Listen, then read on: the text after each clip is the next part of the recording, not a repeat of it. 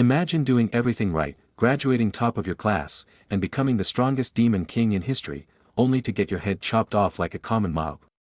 That was Berje Deias. He followed the demon king standard to the letter, building towers and kidnapping princesses exactly as the rules dictated. But as he lay dying, the hero laughed.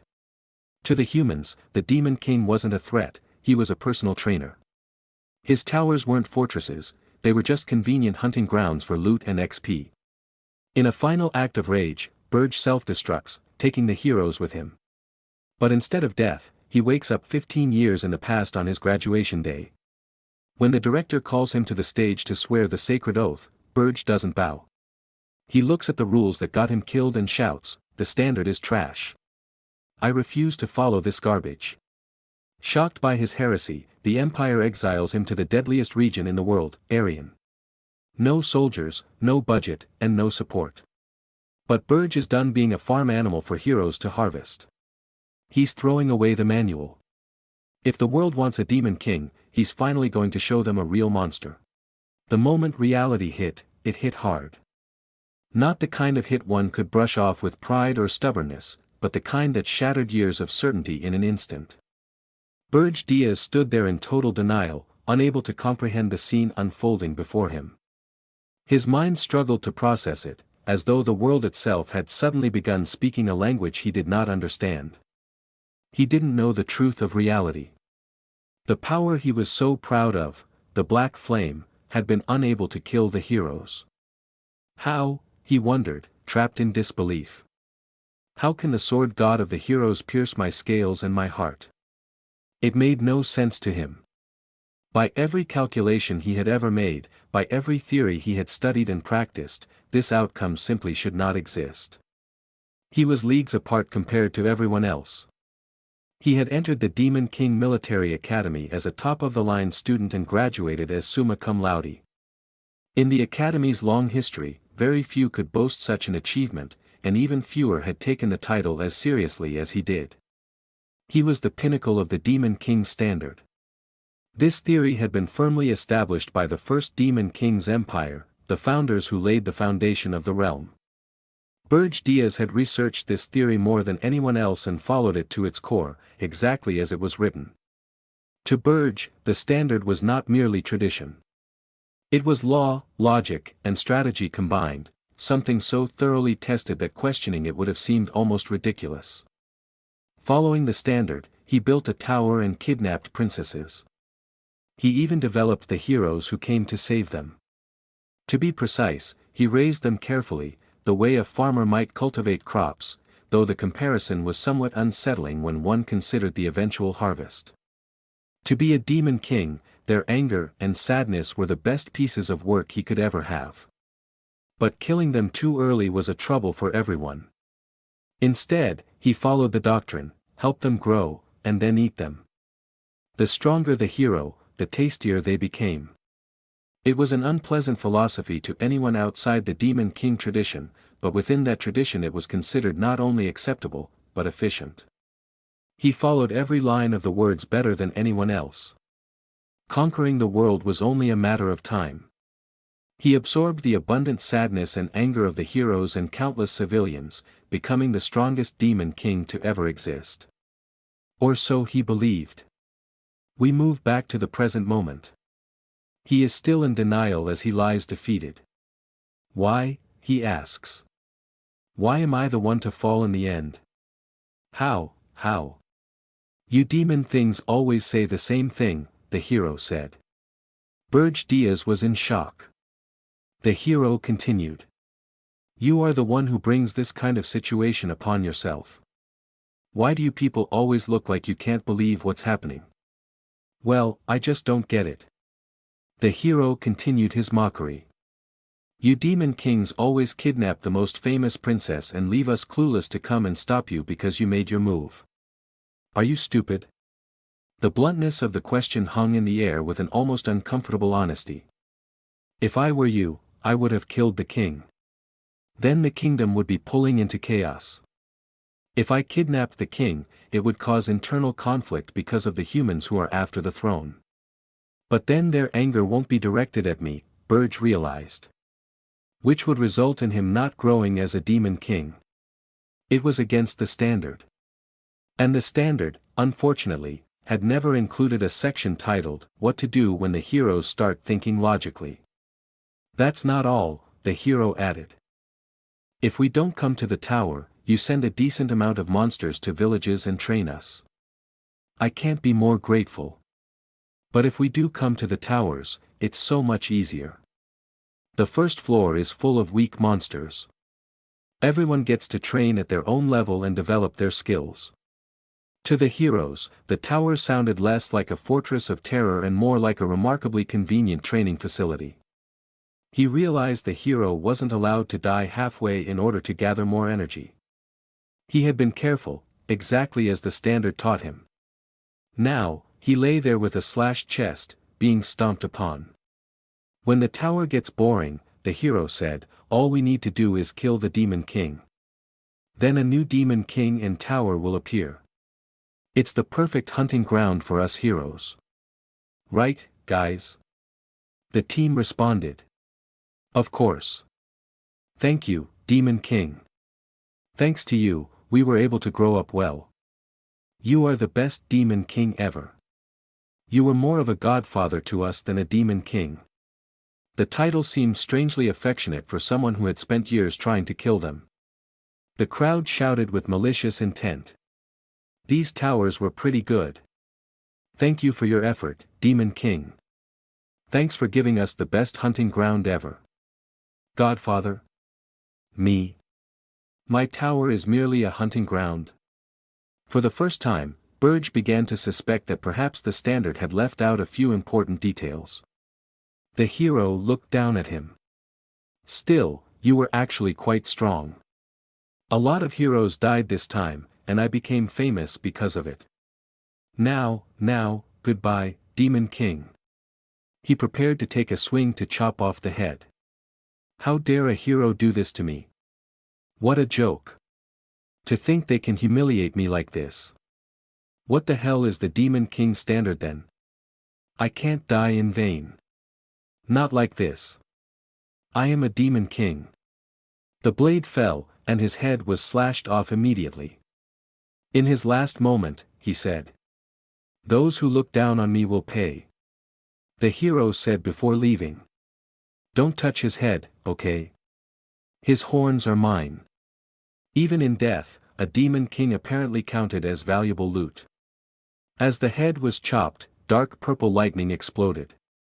The hero was surprised. We hear the voice of Berje Deias. Even if I have to give up the last of my life. Wait, no way. Everyone, run, the hero shouted. The Demon King self-destructed and annihilated the entire group. It was a final act of defiance, one last decision that did not come from the standard. He did that because he knew the standards were wrong. If only I knew the hero looked down on the Demon King because of the standards, I wouldn't have followed them. If I am ever given another chance, screw the standards. I'll give them all. He wakes up. Somebody is calling his name. Berje Deias. He finds himself in a place he has a hard time recognizing. He is standing in a ceremony, and everyone is looking at him. What the hell? Do they think I am alive? Come forward, quick, the speaker commanded. That's my name. Quickly.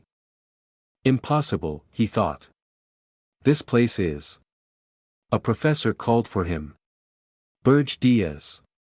Why is a brilliant mind like you acting like this on your graduation day? It was the director. He saw the red badge, the symbol of a student who graduates from the Demon King Military Academy. This was the graduation day of 15 years ago. The announcement rang out. May all graduating students come up to the stage. He thought. I don't know why I came back to this moment, but this is my chance. The speaker continued. The graduate students who will soon be Demon Kings will now receive their pledge. Berje Deias, please read it as a representative of your year. The Demon King Standard. Read them out loud, please. He had seen this so many times. He knew it by heart. He had done his best to follow these rules, yet this was the trash that led him to his demise. You say I have to recite this right now? That I have to swear once again that I follow this for the rest of my life? His face twisted in anger. When asked by the speaker to read the Great Demon King standard out loud, he looked at the crowd and shouted, "I refuse." The crowd was dumbfounded. He continued to shout, "I cannot pledge myself to something so unbelievably stupid. Following the standard is foolish and fucked up. The Demon King standard is trash." The crowd was shocked, surprised, and thinking, "Who is this crazy fuck?" The crowd shouted as if in unison, "What?" That was the moment the Demon King Military Academy best ends up dead last. And for the first time in his life, Berje Deias had decided that perhaps being last was far better than being correct. After openly rejecting the Demon King standard, the Arduo of the Demon King realm, Artane Blaranth, called him out. He warned him clearly, he could be executed on the spot for daring to insult the standard. A reasonable reaction, considering that insulting the foundation of the demon realm in public tended to shorten one's life expectancy. But because of his past performance, his exemplary conduct, and his outstanding talent, he was given one final chance. Withdraw the statement. Apologize to the entire demon realm. If he refused, his deployment would be to Aryan. The moment that name was spoken, everything changed. Aryan. A demon dimension where demon kings go to die by the dozen. A place that had quietly built a reputation as the graveyard of ambition. A place that was nothing short of a death sentence. Voices erupted instantly. Why give him another chance? Someone like him deserved punishment. How dare he insult the standard? An apology wasn't enough. The Arduo reminded him again. Aryan was the worst domain. A place where countless demon kings had already died. And yet, his answer came without hesitation. Send me. I'll prove that the Demon King standard is garbage. Silence. Shock. Disbelief. You are truly hopeless. Berje Deias. Effective immediately, his deployment was assigned to Aryan. No privileges. No support.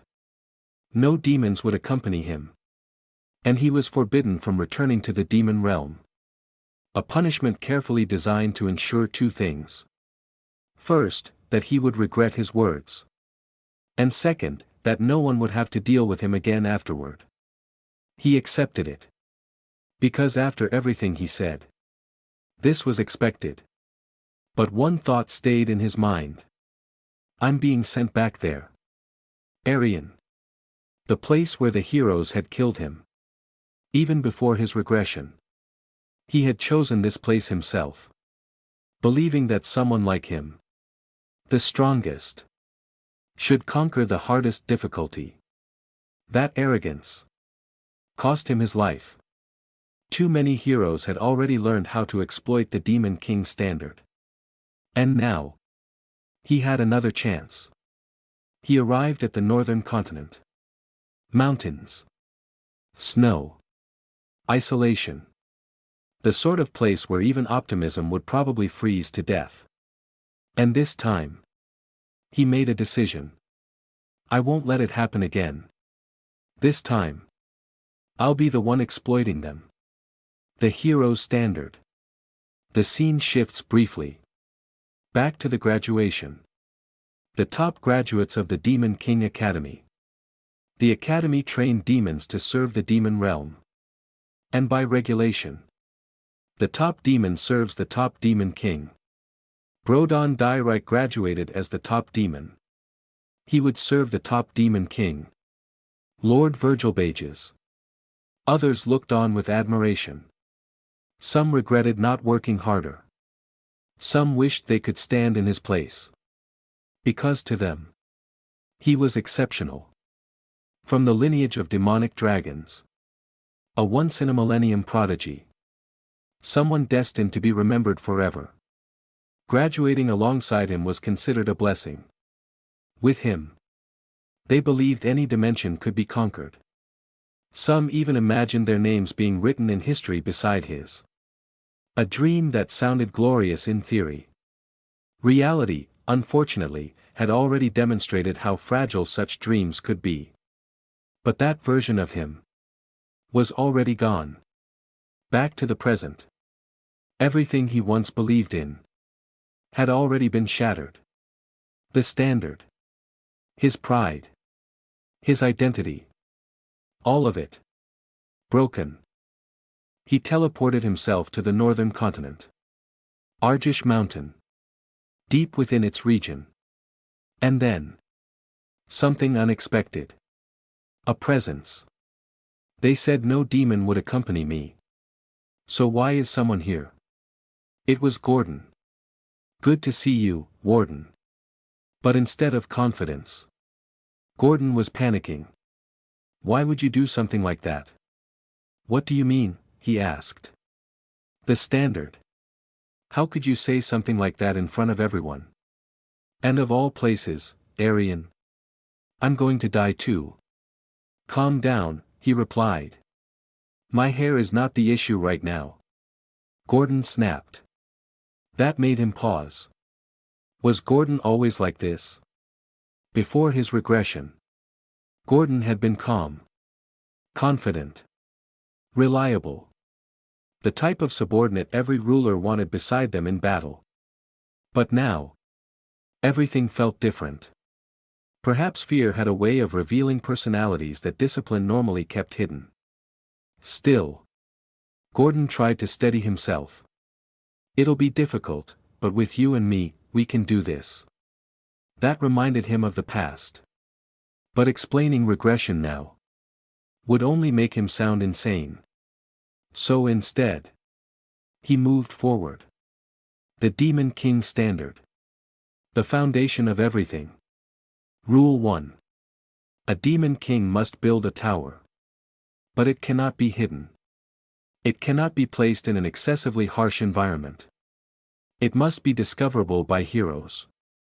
In other words, it must politely invite the people who want to kill you. But this place, Arjish Mountain, was the exact opposite. Surrounded by massive mountains. Difficult for humans to reach. Filled with powerful monsters.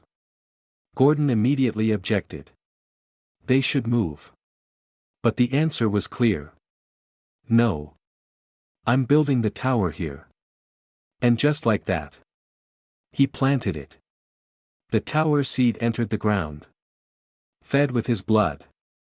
The process began. Gordon panicked again. This was against the standard. But in his mind, there was no conflict. I never swore to follow it. Even the pride of demon kings. Was he abandoning that too? He understood the reaction. Faith in the standard runs deep. It's part of being a demon. Unless you experience something drastic, you can't reject it. Because once, that was him too. But not anymore. Listen carefully.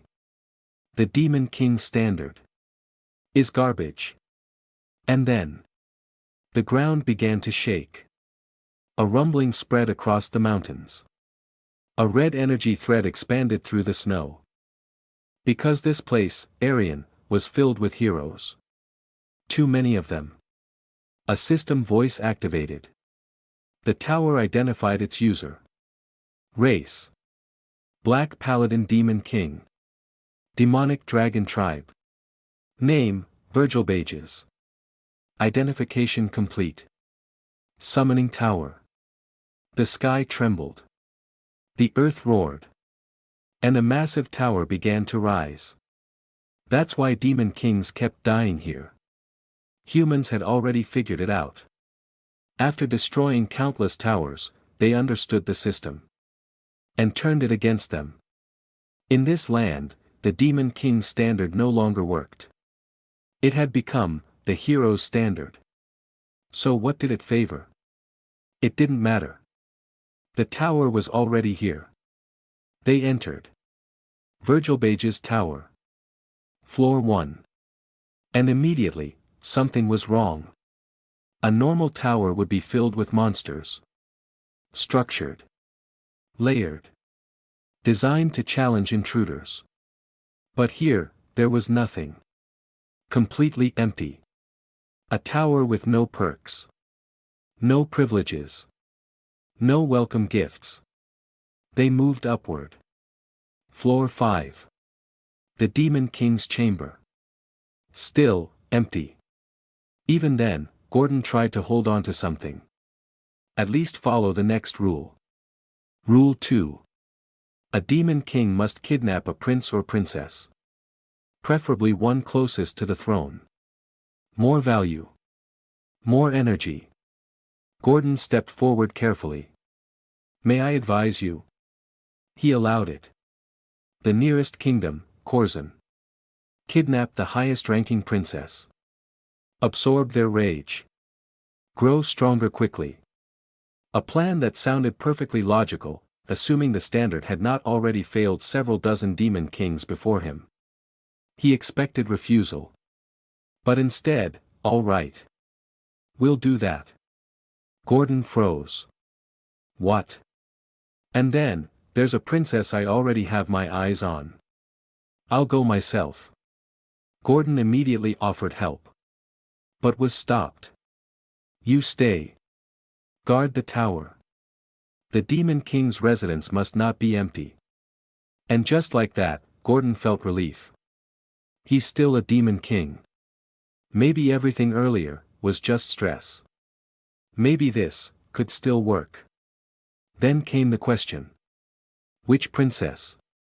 And the answer changed everything. Not the closest kingdom. But the farthest. The southernmost nation. The kingdom of Hildren. And among them, the least favored. The 13th princess. He moved instantly. Arrived before her. And said it directly. I've come to take you, princess. And immediately, Gordon's voice echoed in shock. That's completely against the standard. And for Virgil Bages, that was precisely the point. He stood there, speechless, clearly surprised.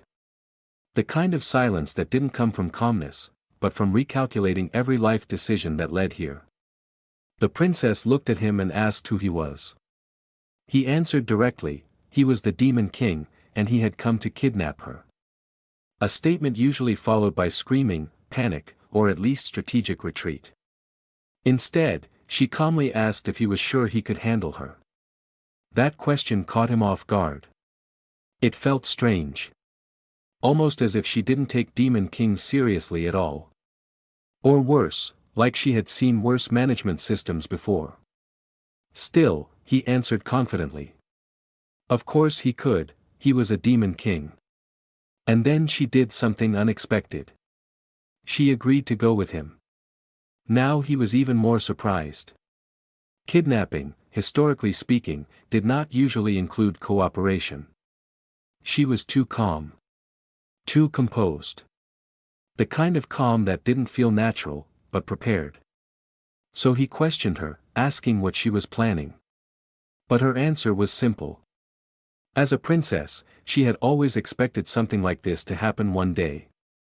Which was either impressive foresight, or a deeply unfortunate royal lifestyle statistic. And if he thought she would lower her guard, he was wrong.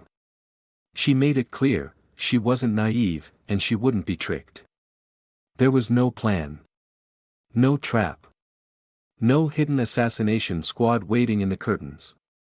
After all, how could she prepare for something like this without knowing a Demon King would appear that day? It made sense. Unfortunately. But even then, something felt off. A strange, uneasy feeling he couldn't explain. The kind of feeling that usually meant this will be a future problem. Still, she asked if they should leave. And just like that, they returned to the mountains. Back to the tower. When he arrived, Gordon greeted him. He instructed that the princess be placed on the 4th floor, not in a prison. She hadn't resisted, so he was willing to offer her a certain degree of leniency. Leniency, in Demon King terminology, meaning not immediately regretting this decision. Gordon accepted, though he mentioned there was something he needed to report. Meanwhile, the princess sat on the fourth floor. The ground was cold and hard. Minimalist accommodations. Extremely honest interior design. She looked around quietly. So she really had been kidnapped. There were no pillows. No blankets. No maids. No gardens. Nothing like the royal palace. And yet, it wasn't so bad. In fact, compared to what she had expected from a Demon King's tower, this was almost, underwhelmingly peaceful. Then suddenly, an intrusion. Another Demon King had made contact. A so-called welcome. But he immediately saw through it. This wasn't a welcome. It was a test. A way to measure him. To push him around. Demon Kings didn't normally cooperate. They were too proud for that. Too competitive. Too busy competing in who could have the most unnecessarily tragic death flags. But Arian was different. Something here forced them to go against their pride. To interact. Even work together. Before, he would have ignored this. Dismissed them as weak. Or at least politely ignored them while planning their downfall. But this time, he chose to respond. At the Tower of Beasts. A voice introduced itself, because apparently dramatic entrances were still in fashion. My name is Rasheen. The Demon King of Beasts. I've ruled here for 70 years. 70 years. Yes, he made it sound like a resume. No one asked. So you're the new Demon King. A pause, a long one, the kind that screams judgment is loading, please wait. Then. I heard you mocked the standard. But you look unimpressive. Ah, straight to insults classic. Are you here to fight me? He sighed internally. I knew I shouldn't have come. And yet here we are because bad decisions drive the plot. State your business, he said. Rasheen didn't miss a beat. You know nothing. The Archduke told me to watch you. Oh, that noisy old vampire. Yeah, that didn't go well.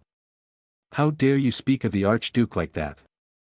Rasheen threw the meat he was holding to the ground. Eat it. Do that and I might forgive your attitude. A power move.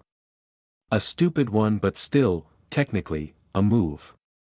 A waste. Even now. That annoyed him more than the threat itself. Do you really not know why I'm here? He asked. I do, Rasheen replied. You mocked the standard. And then came the real point. According to it, Demon Kings can't kill each other. A pause. But do you think I follow that? Tension rose instantly because nothing says productive conversation like casually threatening to ignore the rules. But then, abruptly. The Archduke wants confirmation. Did you kidnap a princess? If you don't report within a month, you lose your authority. He answered calmly, like this wasn't spiraling into chaos. I already did. And she suits my taste. Rasheen narrowed his eyes. What does that mean? No answer. Reader note, that was intentional. Yes, it's annoying. No, you don't get clarification yet. Back at the tower. Gordon spoke with visible relief. You've shown the majesty of a Demon King. It's nothing special, he replied. Humble or pretending to be. But even he knew. Things were changing. Gordon, check on the princess. I need to figure out how to use her. Ah yes, nothing ominous about that sentence at all. Gordon left. And he thought to himself. This is getting troublesome. If this was how Demon Kings acted here, things would only get worse. Mocking the standard had bigger consequences than expected. But even then, he didn't regret it.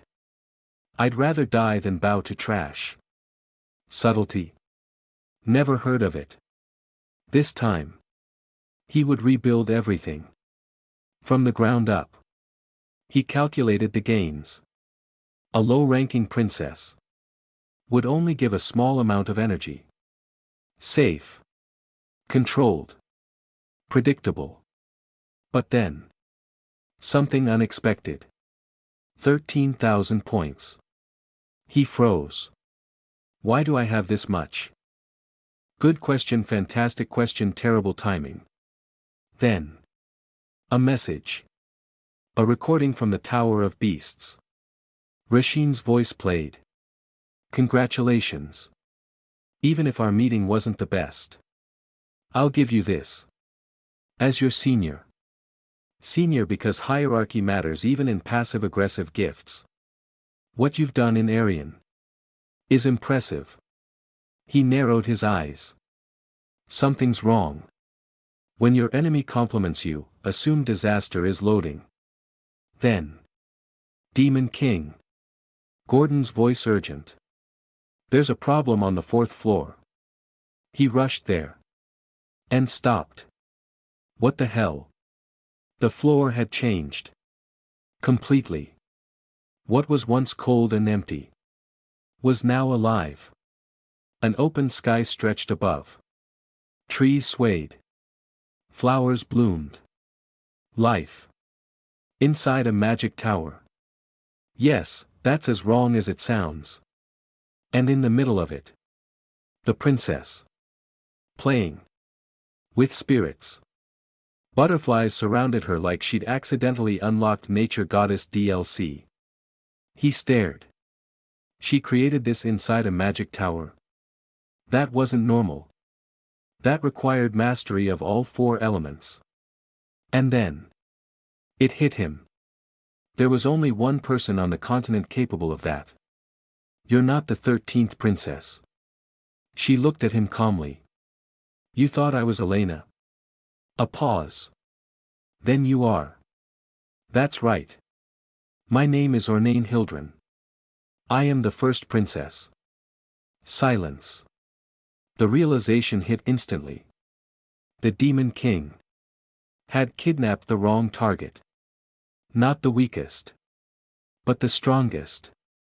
If this were a game, this is the moment the difficulty jumps from normal to are you sure? Cut to the kingdom. The Hildren Royal Palace. Rage filled the throne room. Who dares to kidnap my daughter? The king stood and roared.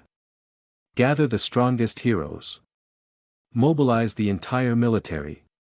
Ah yes, the calm, reasonable response. This mistake will cost that demon king his head. Naturally. Bring back my princess. And just like that. The war began. And far away. In a tower that was no longer just a tower. He returned to the princess. She looked at him and said calmly, that's why I asked if you could handle me. He realized it immediately. He had heard of it before. A genius elemental mage. Someone overflowing with mana. There's no way I shouldn't have detected it. How did you fool me? She answered simply. She showed him the ring. I can hide my mana with this. It's a royal heirloom. Does that answer your question? Then she asked, do you want to send me back? He went silent. If I send her back he would be mocked. Called a coward. No kingdom would ever fear him again. And more importantly, he wouldn't gain anything. He had to go through with it.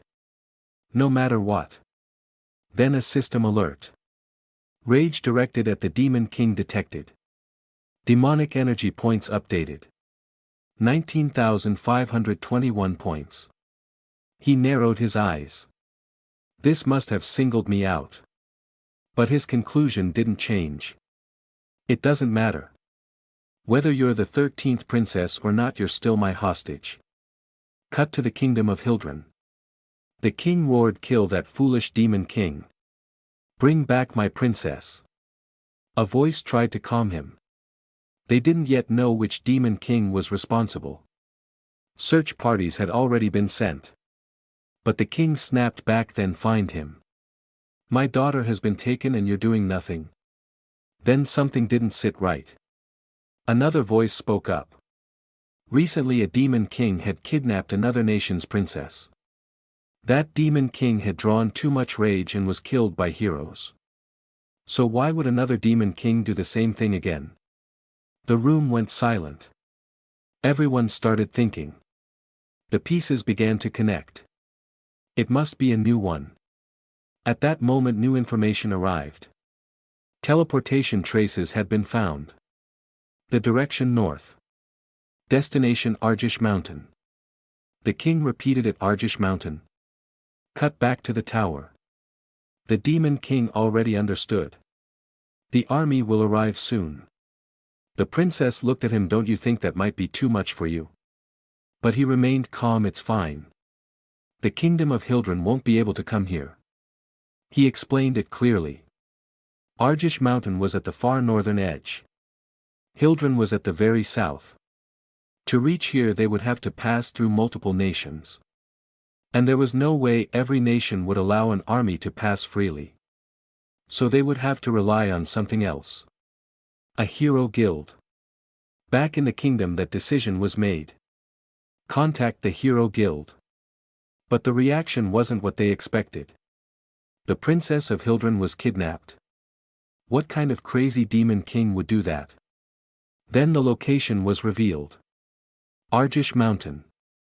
Silence. That place is filled with hellish monsters. I'm not going there to die. Even with royal support the heroes hesitated. Because in the end they cared about money. Not justice. And definitely not suicide missions. Back at the tower he had already expected this. That's why I built my base here. He had considered everything. Even if he didn't follow the rules he understood Aryan better than anyone. Heroes here weren't reliable. They were profit-driven. Fickle. It would take time before the right group accepted the mission. And that time was all he needed. He checked the system. It would take time for them to arrive anyway. And with the current amount of demon energy he couldn't stop a full army. He knew that from experience. So he made a decision. Gordon. Contact Rasheen. I'm going to sell demon energy. Gordon froze. Exchange it for human money? Yes. Gordon couldn't understand it. Demon energy was everything. Currency. Power. Evolution. And he wanted to trade it away. But the answer was simple. With demon energy alone I can't stop them. But with human money there's something I can do. Cut to a city near a massive mountain fortress. A mercenary spotted him. What kind of idiot goes to Arjish Mountain alone? Suspicion filled the air. Without a word he tossed a gold coin. And instantly their attitude changed. Money spoke louder than anything. He walked in. First objective, find a guild. Inside a mercenary headquarters they were talking casually. This place was easy. Soldiers handled monsters. They just collected rewards. Then the topic shifted. A new demon king. Arjish Mountain. Some called it fake news. Demon kings wouldn't build towers in unreachable places. Others mentioned the kidnapped princess. Still no one believed it fully. They thought it was a trick. A way to increase reward money. Then he stepped in. You seem knowledgeable. Good. You'll guide me. The atmosphere shifted instantly. They surrounded him. You're not leaving alive. And just like that they attacked. But it didn't matter. He crushed them. Punches. Kicks. Brutal force. A large mercenary swung a hammer. He caught it. With one hand. Smiling. The man froze. Crossbows were aimed at him. He threw the same man into them. Chaos. The leader muttered, a monster. Inside it was a complete beatdown. Outside people ignored it. Just another fight. When it was over he spoke calmly, answer me. I'll spare you. They broke instantly. Yes, anything. Then he asked, where is the slave market? Cut to another location. A white building. They showed him around. Only human slaves were visible. Not to your liking. He threw gold coins again. The reaction changed instantly. Yes, this way. That expression, he had seen it before. Humans and demons were no different. One desired money. The other demon energy. Same greed. Different form. They moved underground. A dark basement. This was what he needed. An intelligent non-human species. Something useful. An elf. Perfect for infiltration. Perfect to create chaos among heroes. Cut back to the kingdom. The throne room. A new figure stepped forward. A hero. The king recognized him. I knew you would come. And the hero answered confidently, I will rescue the princess. And bring you the demon king's head. In the name of justice. And just like that, the next battle was set in motion. He made his decision. An elf, a perfect spy. That species was known for innocence, trust, and that made them effective. Used the elf to confuse the heroes. It should work. At the slave market he pointed directly. I'll take that elven slave. Then he added, this guy will pay for it. The mercenary leader froze. What? Do you object? He asked calmly. The answer came immediately, of course not. He had no choice, he would pay. Before finalizing it he wanted confirmation. Leave the room. The merchant hesitated. The elf might go berserk. It's fine, if anything happens we'll cover it. Reluctantly they left. Now it was just the two of them. The elf looked at him. No elf would willingly live as a slave. Why are you here? Then he sensed it. Energy. You're a demon. What would a demon want with an elf? The answer came calmly. I'm giving you a chance to take revenge on humans. The elf paused. Tempting, but I can't trust a demon. Not more than humans. I'm different. He replied, if you serve me for 50 years I guarantee your safety and your freedom. 50 years was nothing for an elf. Better than this humiliation. But the elf pushed back. Your kind is trying to destroy the world tree. How can I trust you? It was a direct hit. Even he acknowledged it. Then let's make it binding. I swear on the demon king's standard I will keep my promise and I will not harm the world tree. That meant something to demons. The standard was sacred, just like the world tree was to elves. In return you swear on the world tree. Serve me for 50 years. The elf hesitated, then answered, I will agree, but only after I see the demon king myself. A pause. I am the demon king. Silence, then laughter. Don't joke with me. Why would a demon king come here? They grow weaker away from their tower, and you came all this way to buy a slave. He laughed harder. If you really are a demon king I'll serve you for 100 years instead. Cut back to the tower. 100 years. Your words. The elf stood there, shocked. You're really a demon king? He looked around the empty tower. Nothing on the first floors. Nature on the fourth. No monsters anywhere. This is a scam. You won't survive a year. The heroes will destroy you. I'm not working here. But then, pressure, raw demonic power. The air changed. The elf froze. He really is a demon king. Even without showing much the truth was undeniable. Not a single monster had attacked them, and those monsters were all disaster level. They weren't avoiding him by chance. They feared him because a demon king was still a demon king. And for the first time the elf felt it. Maybe I can get my revenge. He knelt. I swear on the world tree for the next 100 years my loyalty is yours. If a demon king came personally then this wasn't ordinary. This meant something big. Then reality hit. All right, first prepare a meal. The elf blinked. What? He was supposed to be part of something important. A plan, and now cooking. The princess stepped in. I'll help. Can I make vegetable bread? The elf just stood there completely confused. Inside the tower, a dining area, he finally asked, Demon King, that woman, is she the princess? Yes. Silence. You kidnapped the crown princess. And this tower has nothing. How do you plan to stop the heroes? That's why I brought you. Eat. The food was good. Even he admitted it. I helped too, the princess added. The elf looked between them. What is going on? Then the real plan began. Do you want me to fight the heroes here? The elf asked. No, if they reach here it's already over. You'll go instead, disrupt the human world. The elf understood. A spy, yes, but first I need to test you. The elf frowned. How am I supposed to beat a demon king in his own tower? Then came the condition: 1 hand no demonic energy, and if you win I reduce your contract by 50 years.